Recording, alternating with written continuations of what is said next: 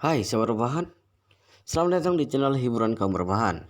Admin akan membacakan kelanjutan sebuah cerita novel yang sangat menarik, yang sangat seru, yang sangat menghibur, yang sangat membuat penasaran jika tidak mengetahui kelanjutan ceritanya, yang sangat layak untuk diikuti dari awal hingga akhir. Tetapi sebelum melanjutkannya, pastikan kalian sudah subscribe channel ini dan aktifkan lonceng notifikasinya agar tidak ketinggalan jika admin upload video terbaru. Jika kalian menyukai cerita seperti ini, jangan lupa like.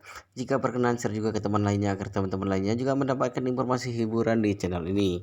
Baik, kita lanjutkan di part ke-311 bertepatan dengan bab ke-1475. Mendengar bahwa peramal tua akan kembali ke Amerika Serikat untuk menikmati hari tua, Yi Chen merangkapkan tangan menghadap peramal tua, berkata sambil tersenyum, "Kalau begitu saya doakan Anda bahagia dan sehat selama sisa hidup Anda." Li Qinhua buru-buru menanggapi dengan kaget, "Terima kasih atas doa Tuan Muda Yi." Li Qinhua ragu-ragu sejenak sebelum berkata, "Tuan Muda Yi, saya punya nasihat untuk Anda. Saya harap Anda dapat mendengarkannya." Yi Chen segera berkata, "Silakan Tuan, saya siap untuk mendengarkannya." Li Qinhua berkata, "Meskipun situasi naga terjebak dalam perairan dangkal telah dipecahkan, tapi Anda tidak boleh tetap tinggal di tepi sungai." Yi Chen bertanya, "Lalu menurut Anda ke mana saya harus pergi?" Lai Qinhua berkata dengan hormat, "Menurut saya Anda boleh datang ke Yanjing. Yanjing adalah ibu kota negara. Dilihat dari Feng Shui seluruh kota, ini adalah kota dengan keberuntungan tertinggi di seluruh negara. Kembali ke sini adalah pilihan bagi Anda, bagai naga yang memasuki ke dalam lautan." Ichen tersenyum tipis. "Terima kasih atas saran Anda. Saya akan mempertimbangkannya dengan serius." Lai Qinhua mengangguk seolah-olah telah mengetahui isi pikiran Ichen, berkata dengan serius, "Tuan Muda Yi, dikatakan dalam Popular Collection of Traditional Chinese Ways Saying bahwa kita harus selalu berpikir 3 kali sebelum mengambil keputusan. Turuti hati nurani. Artinya kita harus selalu berhati-hati pada pemikiran kita sendiri.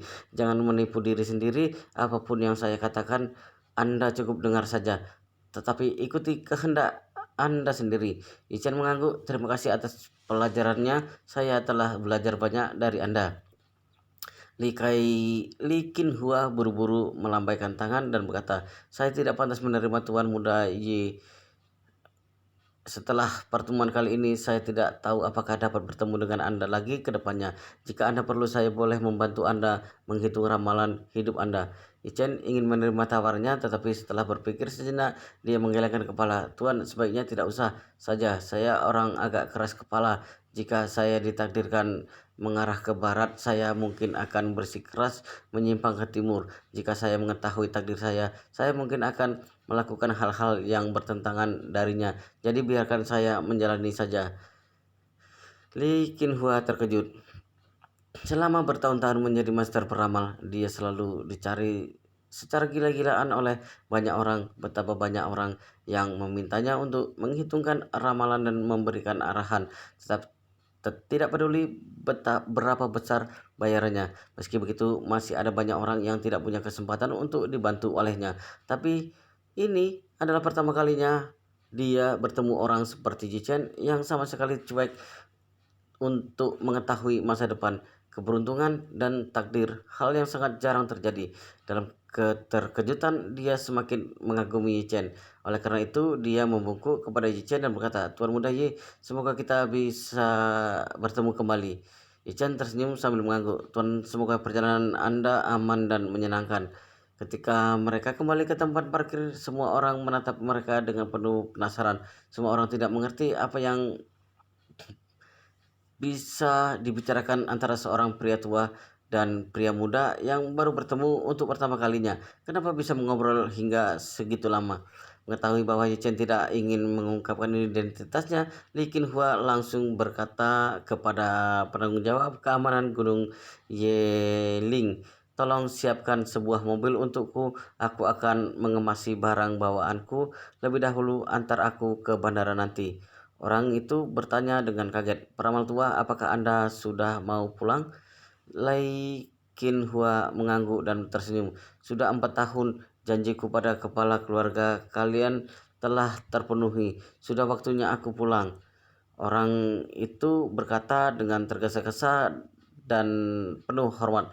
Peramal tua, Anda tidak mau pergi ke keluarga Y untuk bertemu dengan kepala keluarga kami terlebih dahulu, atau saya akan memberitahu kepala keluarga kami agar beliau datang untuk menemui Anda. Penanggung jawab keamanan tahu betul bahwa tuan besar dari keluarga Yi sangat menghormati peramal tua ini. Kakeknya Yi Chen masih berusia di bawah 70 tahun, sementara Lai Qinhua sudah berusia lebih dari 100 tahun, jarak yang cukup besar. Jadi kakeknya Yi Chen selalu memosisikan diri sebagai junior, sangat menghormatinya. Ketika Tuan Besar baru saja mengundang Lai Qinhua kembali dari luar negeri, dia langsung membiarkan Li Qinhua tinggal di rumah. Keluarga Yi menyuruh bawahan untuk melayaninya dengan baik. Namun setelah Gunung Yeling selesai dibangun, Lai Qinhua bersikeras mau tinggal di sini. Bagaimana mungkin Tuan Besar membiarkan peramal tua tinggal di pemakaman keluarga Yi? Bahkan jika Gunung Yeling dibangun dengan sangat baik dan ada area yang dikhususkan untuk kantor dan tempat tinggal bagi para staf, Tuan Besar tetap merasa tidak enak untuk membiarkan Lai Qinhua yang sudah berusia lebih dari 100 tahun untuk tinggal di sini. Namun Lai Qinhua bersikeras untuk pindah meskipun Tuan Besar telah berusaha membujuknya. Lai Qinhua terus menunggu kesempatan miliknya, menunggu pintu kehidupan dari jalan buntunya, menunggu kemunculan Yi Chen untuk memberinya pil kehidupan kembali yang dapat memperpanjang hidupnya selama 10 tahun. Sekarang kesempatan yang ditunggunya selama 4 tahun telah tiba, sudah saatnya untuk pulang. Oleh karena itu, dia berkata kepada penanggung jawab, "Tolong sampaikan kepada kepala keluarga kalian bahwa aku telah menepati semua janjiku padanya. Aku sudah meninggalkan keluarga saya untuk waktu yang terlalu lama. Aku rindu mereka, jadi aku tidak bisa berpamitan dengannya lagi. Jika ada kesempatan lain, semoga kita bisa bertemu kembali." Usai itu dia merangkapkan tangan menghadap ke semua orang. Ketika menghadap Yi Chen, dia berhenti sejenak, mata penuh rasa terima kasih. Setelah itu dia berbalik lalu mendongak dan tertawa terbahak-bahak, berseru dengan penuh energi, angkat kepala keluar dengan diiringi tawa keras. "Jangan jadi orang tak berguna." Sehabis mengucapkan kalimat ini, dia langsung melangkah keluar. Gu Yanjong menghela napas. Bisa-bisanya pria tua berusia 100 tahun masih punya energi seperti ini. Sungguh luar biasa. Chen tersenyum di samping ketika para penjaga keamanan keluar.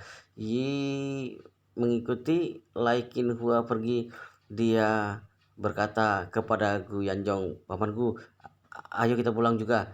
"Baik." Gu Yanjong mengangguk dan berkata, "Ayo kita pulang, datang lagi lain kali." Chen masih perlu memainkan peran sebagai sopir, jadi dia membuka pintu untuk Gu Yanjong. Setelah Gu Yanjong masuk ke dalam mobil, barulah Yi Chen menduduki tempat pengemudi di dalam Rolls Royce. Mesin mobil menyala. Begitu Yi Chen mengendarai mobil keluar dari tempat parkir, Gu Yanjong yang ada di barisan belakang bertanya kepadanya, "Yi Chen, apa yang baru dikatakan oleh peramal tua itu kepadamu? Aku lihat dia sepertinya sangat menghormati kamu." Yi Chen tersenyum tipis. "Tuan itu tahu bahwa aku adalah anggota keluarga Ji, jadi dia memberiku beberapa saran." Gu Yanjong bertanya dengan heran, "Bagaimana dia bisa tahu dia mengenalmu?" Yi Chen menggelengkan kepala, "Tidak kenal, bagaimanapun juga dia adalah keturunan keluarga Lai. Dia sangat ahli dalam hal Feng Shui dan ramalan. Dia mungkin sudah tahu bahwa aku akan datang." Gu Yanjong tidak tahan untuk mendesah. "Tidak heran lagi kenapa ketika orang dari keluarga Yi tidak mengizinkanmu naik gunung. Dia malah mengatakan bahwa kamu bukan orang luar. Ternyata ini yang dimaksud." Usai berkata, Gu Yanjong bertanya lagi, "Teknik Feng Shui dan ramalan benar-benar segitu ajaib. Dia bahkan bisa tahu kapan dan siapa yang akan datang." Yichen tersenyum. "Mungkin meskipun teknik-teknik nenek moyang terkesan kuno, tapi harus diakui bahwa teknik-teknik mereka sangat bagus, bahkan mengandung pemikiran besar yang tidak bisa kita mengerti. Sama seperti bangsa Maya, pada zaman kuno, mereka bahkan sudah bisa menghitung kalender lengkap. Dilihat kembali dari kacamata zaman modern ini, mereka memang luar biasa." Gu Yanjong mengangguk dengan serius, lalu teringat sesuatu, bertanya kepada Yichen. Yichen, apa rencanamu selanjutnya? Yichen berkata, besok nenek seorang temanku berulang tahun. Aku mau mengunjunginya untuk memberikan beberapa hadiah. Setelah menghadiri pesta ulang tahunnya, aku akan kembali ke Jinling. Gu Yanjong buru-buru berkata, untuk apa kamu terburu-buru pulang? Tinggal beberapa hari dulu sebelum pulang. Mendengar kata-kata Gu Yanjong, Yichen tersenyum dan berkata, pamanku, aku punya banyak urusan di Jinling, jadi aku tidak boleh tidak pulang. Gu Yanjong mengangguk ringan, menghela napas ringan. Kedepannya seringlah datang ke Yanjing untuk melihat paman, bibi, Lin, dan paman berharap kamu bisa pulang dan berkembang di Yanjing saja. Yichen mengiyakan, tidak mengatakan apa-apa lagi. Gu Yanjong juga tidak menanyakan persoalan ini lagi, melainkan bertanya kepada Yichen, Yichen, kamu bilang kamu mau menghadiri pesta ulang tahun nenek temanmu besok. Apa kamu sudah menyiapkan hadiahnya? Yichen berkata, belum. Aku belum berencana untuk belanja nanti. Meskipun Yichen punya pil kehidupan kembali yang sangat berharga bagi orang tua, tapi dia bahkan belum pernah bertemu dengan nenek Dong Rolin. Jadi dia tentu saja tidak perlu memberikan hadiah segitu berharga untuk perayaan ulang tahunnya. Dia berencana untuk membeli hadiah 100.000 yuan untuk menunjukkan kehormatannya. Ketika Gu Yanjong mendengar jawabannya, dia tersenyum. Aku punya sebuah kipas kertas di rumah. Wajah kipas itu terdapat gambar berkah dan umur panjang yang digambar oleh Tuan Ki Baisi. Kayu kipas terbuat dari cendana merah berdaun halus dengan mengukir tingkat master. Itu dapat dikatakan sebagai barang bagus. Kamu bisa menjadikannya sebagai hadiah ulang tahun untuk nenek temanmu. Yichen berkata dengan tergesa-gesa, pamanku, bagaimana boleh aku mengambil barangmu untuk dijadikan hadiah kepada orang lain? Aku sebaiknya beli sendiri saja. Gu Yanjong bersikeras, untuk apa kamu begitu sungkan dengan paman? Itu hanya sebuah kipas, tidak terlalu berharga. Tetapi karena subjeknya adalah gambar berkah dan umur panjang, jadi sangat cocok untuk digunakan sebagai hadiah ulang tahun untuk orang tua. Sambil berkata, Gu Yanjong buru-buru menasihati, sudah begitu saja, jangan sungkan dengan paman, jangan saling segan menyegan. Kalau tidak, paman akan marah. Melihat sikapnya yang tegas, Yichen hanya bisa mengangguk. Kalau begitu, terima kasih pamanku. Esok paginya, Yichen menolak kebaikan Gu Yanjong yang ingin mengantarkannya mobil antar jemput. Dia berjalan keluar dari rumah keluarga Gu sendirian sambil memegang kotak hadiah panjang yang diberikan Gu. Hadiah panjang yang diberikan Gu Yanjong, istrinya securan mengirimkan sebuah alamat. Alamat itu adalah villa milik keluarga Dong. Villa milik keluarga Dong tidak jauh dari rumah keluarga Gu. Perjalanan mobil hanya membutuhkan sekitar 20 menit. Di Yanjing, keluarga Dong hanya termasuk keluarga kelas 2. Terlebih lagi, posisi mereka termasuk keluarga paling bawah di antara keluarga kelas 2. Dalam beberapa tahun terakhir, karir keluarga Dong terus menurun drastis. Jika bukan karena bibinya Dong Rolin menikah ke keluarga Kong, sehingga keluarga Kong membantu mereka pasti sudah jatuh ke kelas 3 sejak lama. Tapi bagaimanapun juga ini adalah Yanjing. Bahkan keluarga kelas 2 dengan posisi terbawah pun dapat menjadi keluarga teratas di kota-kota kelas 2. Oleh karena itu, meskipun kondisi keluarga Dong agak merosot, tapi pila ke keluarga Dong masih sangat mewah. Villa mewah yang megah seperti ini setidaknya berharga 300 juta yuan.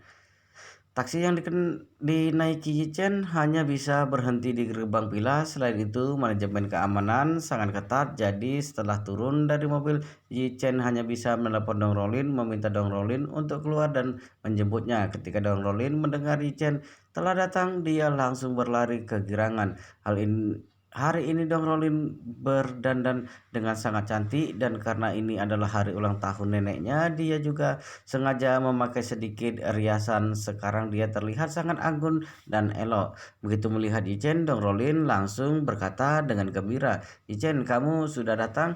Sambil berkata, dia berlari dan merangkul lengannya, menariknya untuk masuk, lalu berkata dengan gembira, "Ayo, aku akan memperkenalkan orang tuaku kepadamu nanti." Ichen buru-buru menarik lengannya dan berkata dengan canggung, "Rolin, kita tidak boleh seperti ini tidak pantas." Dan Rolin sengaja memoncongkan bibir dan berkata, "Apanya yang tidak cocok? Apakah semasa teman sesama teman tidak boleh berinteraksi lebih intim?"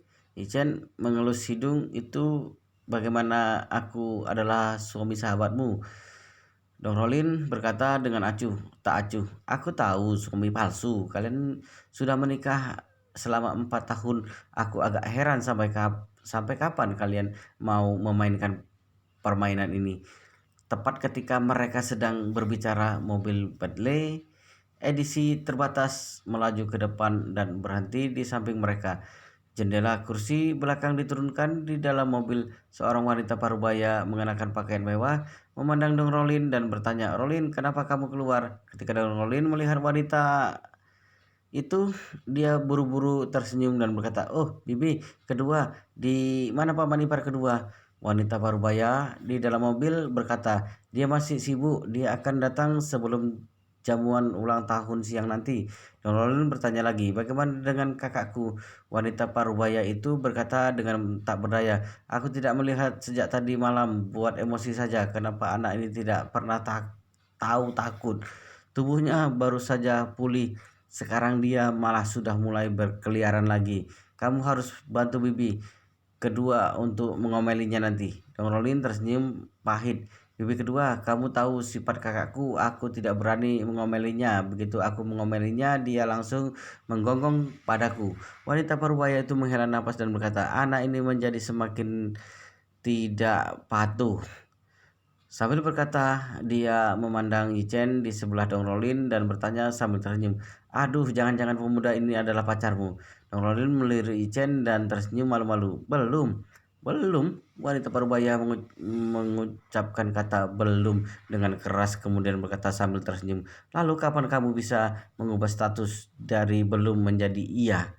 Dong Rolin berkata dengan malu, "Aduh Bibi kedua, kamu terlalu suka gosip. Cepat masuk, nenek sedang membicarakan kamu." Wanita parubaya tersenyum, "Maukah kalian berdua ikut mobilku?" Dong Rolin buru-buru melambaikan tangan, "Tidak perlu, kami jalan saja. Tidak jauh." Wanita parubaya mengangguk, "Oke, aku tidak mau main denganmu lagi. Bibi kedua, masuk dulu ya." Usai itu mobil Bentley perlahan memasuki gerbang area villa. Ichen agak tidak berdaya saat ini. Dia segera berkata kepada Dong Rolin, "Jangan perkenalkan aku kepada orang lain seperti itu lagi. Bagaimana jika orang lain salah paham? Bagaimana jika Curan tahu? Kalau ada orang yang menanyakan aku lagi, kamu cukup mengatakan bahwa aku adalah suami sahabatmu." Dong Rolin cemberut, "Ini hanya lelucon. Kenapa kamu begitu serius?" Ichen berkata dengan serius, "Masalah ini harus dianggap serius. Ini adalah masalah prinsip." Don Rolling tidak punya pilihan selain menganggukkan kepala. "Yah, masalah prinsip. Aku tidak bilang lagi." Kemudian dia mengalihkan topik, "Ayo cepat masuk." Sebenarnya Yichen ingin menyerahkan hadiah kepada Dong Rolin dan langsung pulang. Namun dia teringat istrinya memintanya untuk mengucapkan selamat ulang tahun kepada neneknya Dong Rolin. Jadi dia setidaknya harus bertemu neneknya Dong Rolin. Misinya baru selesai setelah dia menyampaikan kata-kata istrinya kepada neneknya Dong Rolin. Jadi dia pun mengikuti Dong Rolin ke villa. Saat berjalan menuju ke area villa, sebuah Ferrari merah tiba-tiba melesat melewati belakang Dong Rolin. Melihat bayangan mobil, Dong Rolin buru-buru melambai dan berteriak, "Kakak sepupu, kakak sepupu." Namun suara mesin supercar sangat keras. Selain itu, kecepatannya sangat tinggi. Mobil sudah bergerak jauh dalam sekejap. Orang yang mengemudi mobil tidak terdengar suara Dong Rolin sama sekali. Ichen bertanya kepada Dong Rolin, "Kakak sepupumu yang mengemudi?" Ya, Dong Rolin mengangguk dan berkata, kakak sepupuku ini sangat aneh. Dia baru saja menjalani operasi beberapa waktu lalu. Baru pulih dia mulai berpoya-poya lagi. Ichen tidak tahu siapa kakak sepupu Dong Rolin. Dia hanya berpikir ada banyak orang kaya di Yanjing, ada juga banyak tuan muda dari keluarga kaya. Sebagian besar dari tuan muda ini bersifat arogan dan suka berpoya-poya, jadi dia tidak merasa heran ketika dia dan Dong Rolin tiba di pintu villa keluarga Dong. Sudah ada banyak jenis mobil mewah yang diparkir di sana. Di luar pintu, dua orang paruh baya sedang menyambut tamu dengan ramah. Dong Rolin melangkah maju buru-buru memperkenalkan Yi Chen kepada kedua orang tersebut. Ayah, paman, izinkan aku memperkenalkan kepada kalian. Ini adalah temanku dari Jinling, namanya Yi Chen. Kedua pria parubaya mengamati Yi Chen dari ujung kepala ke ujung kaki. Kemudian paman Dong Rolin berbicara, sepertinya aku tidak pernah dengar ada keluarga bermarga Yi di Jinling. Dong Rolin buru-buru menjelaskan, Yi Chen bukan orang dari keluarga itu, dia adalah teman sekelasku saat kuliah. Dulu Yi Chen pernah disuruh oleh Tuan Besar Xiao untuk berkuliah di salah satu universitas di Jinling selama 1 tahun. Pada saat itu dia tidak hanya sekelas dengan Xiao Churan tetapi juga dengan Dong Rolin. Dong Rolin tidak mengatakan bahwa Yi Chen adalah suami Xiao Churan, alasannya adalah untuk memberikan jalan bagi dirinya sendiri di masa depan. Jika suatu hari nanti dia benar-benar punya kesempatan untuk bersama dengan Yi Chen, nantinya kedua belah pihak akan merasa canggung jika tahu bahwa Yi Chen adalah menantu suami securan. Mendengar bahwa Yi Chen adalah teman sekelas Dong Rolin di kampus, pamannya menunjukkan ekspresi yang agak hina berkata, karena dia adalah teman sekelas kuliahmu, maka biarkan dia masuk dan duduk. Ayah Dong Rolin berbisi dengan suara rendah, Rolin, aku baru saja mendengar dari kakak sepupu kamu mengatakan bahwa tuan muda dari keluargaku juga akan datang. Kamu harus mengambil kesempatan untuk berkenalan dengannya. Dong Rolin tidak tahan untuk mengerutkan kening dan berkata, untuk apa aku berkenalan dengannya? Kedua anak dari keluargaku tidak ada yang baik. Reputasi mereka sudah sangat jelek sejak lama. Kamu tahu apa? Ayah Dong Rolin membentak dengan tegas. Keluargaku adalah keluarga urutan ketiga di Yanjing. Kekuatan keluarga mereka sangat kuat. Selain itu jangan lupa bahwa keluargaku tidak punya banyak keturunan pria. Mereka cuma punya 2 keturunan pria. Jadi mereka berdua benar-benar sangat berharga. Dalam sebuah keluarga dengan banyak keturunan pria, tidak peduli berapa kuatnya mereka, kekuatan mereka tetap akan terbagi-bagi menjadi bagian kecil di masa depan. Beberapa keluarga memang memiliki kekayaan ratusan miliar pada awal kebangkitan, tetapi karena keturunannya terlalu banyak sehingga harta juga dibagi-bagi. Mungkin saja tidak bisa ditemukan satu orang dari keluarga tersebut yang kekayaannya melebihi puluhan miliar. Jadi keturunan pria dari keluarga seperti ini lebih tidak berharga. Ketika keluarga Gu hanya ada 2 keturunan pria, yaitu Gu Wei Liang dan Gu Wei Guang. Walau mereka berdua masing-masing hanya memiliki sekitar 12,5% dari saham grup, kekayaan mereka sudah lebih dari 100 miliar yuan. Ayahnya Dong Rolin, Dong Jianghe, selalu berharap Dong Rolin bisa menikah dengan generasi kedua yang kaya raya sehingga bisa memulihkan posisi keluarga Dong. Kemarin Dong Jianhe dan tuan besar dari keluarga Dong mendengar bahwa keluarga Yi membeli grup di Hao di Jinling dan memberikannya kepada pewaris keluarga Yi. Mereka pun berpikir bahwa keluarga Yi pasti mengirimkan salah satu keturunan mereka ke Jinling untuk pelatihan. Oleh karena itu mereka segera membiarkan Dong Rolin untuk bekerja di grup di Hao. Dong Rolin telah pergi ke Jinling untuk waktu yang lama, tetapi dia bahkan belum pernah bertemu ketua dewan grup di Hao. Jadi ayahnya Dong Rolin pun mulai kehilangan harapan. Dia bahkan berpikir untuk tidak membiarkan putrinya kembali ke Jinling lagi. Setelah menghabiskan waktu sekian lama di sana, tidak ada hasil sama sekali. Lebih baik pulang dan cari tuan muda dari keluarga besar di Yanjing saja. Kebetulan tadi keponakannya masuk dan mengatakan dengan gembira bahwa dia telah mengerahkan seluruh tenaga hingga akhirnya berhasil mengundang tuan tetua dari keluarga Gu Dong Jianhe pun merasa bahwa ini adalah kesempatan yang baik untuk putrinya.